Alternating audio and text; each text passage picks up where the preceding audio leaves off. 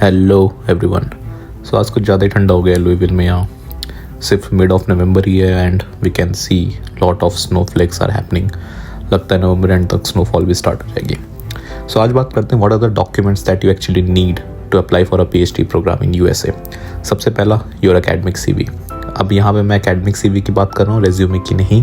दोनों में बहुत फ़र्क होता है। We will talk in detail in some other video कैसे बनानी है, but your academic CV will mostly focus on the research part, the research internships you did, जो भी रिसर्च प्रोजेक्ट्स किए हैं वगैरह वगैरह। तो जो भी बैचलर्स वाले बच्चे रोने वाले हैं कि हमने तो रिसर्च ही नहीं की, ज़िंदगी में हमारा होगा नहीं, तुम अपना बैचलर्स का जो प्रोजेक्ट किया है फाइनल ईयर का, वो भी एज अ रिसर्च एक्सपीरियंस या रिसर्च थीसिस काउंट कर सकते हो अपने रेज्यूमे में।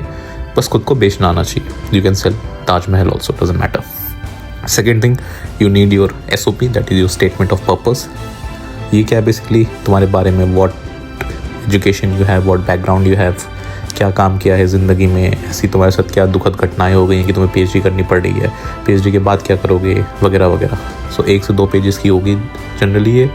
एंड अगर यूरोप में PhD अप्लाई कर रहे हो तो इसी को वो लोग मोटिवेशन लेटर कहते हैं। US में the same thing is your SOP, so that is required. Third comes your LORs, that is letter of recommendations, जो कि 2 से 3 प्रोफेसर्स का चाहिए होता है। अगर जॉब कर रहे हो तो एक अपने मैनेजर का भी ले सकते हो, बट एटलीस्ट 1 और 2 should be from your professors. तो चाटना शुरू कर दो अगर ऑलरेडी पढ़ रहे हो तो, और अगर निकल चुके हो तो अब चाटना शुरू करो। But you need some recommendations from your professors.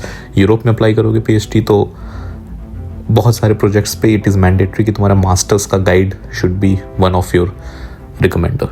तो इस चीज़ का ध्यान रखना, बिगाड़ के मत आ जाना। सो एकेडमिक CV हो गया, SOP हो गया, LORs हो गया। Next comes your English proficiency test. Basically तुम्हें अंग्रेजी आती है कि नहीं, इसका टेस्ट देना है। 3 ऑप्शंस हैं, IELTS दे सकते हो, TOEFL दे सकते हो, या फिर डुओलिंगो दे सकते हो। डुओलिंगो आई विल से नहीं देना चाहिए बिकॉज ज़्यादातर US यूनिवर्सिटीज़ में एक्सेप्टेड नहीं है। TOEFL या फिर IELTS दे सकते हैं आराम से। 11 घंटे का यूट्यूब पे वीडियो है, मैं लिंक डाल दूंगा, जस्ट गो वॉच दैट। 2 दिन बाद जाके एग्ज़ाम दे देना, यू विल स्कोर जितना चाहिए होता है यहाँ पे। ये थी मैंडेटरी रिक्वायरमेंट्स, इतनी तो चाहिए ही चाहिए। Last comes your GRE। अब GRE के साथ सीन ये है कि officially it is not required. Masters के लिए डेफिनेटली रिक्वायर्ड होता है, बट PhD के लिए it's not mandatory officially. But अगर STEM प्रोग्राम में अप्लाई कर रहे हो, इंजीनियरिंग वगैरह में PhD करने जा रहे हो, it gives you a kind of upper as. Specifically तब अगर तुमने प्रोफेसर्स को पहले ही बात नहीं की है मेल करके कि मैं अपने PhD करना चाहता हूँ वगैरह वगैरह। अगर डिपार्टमेंट में सीधे अप्लाई किए, so it's better you give GRE, उसमें तुम्हें एक अपर हैंड मिलेगा।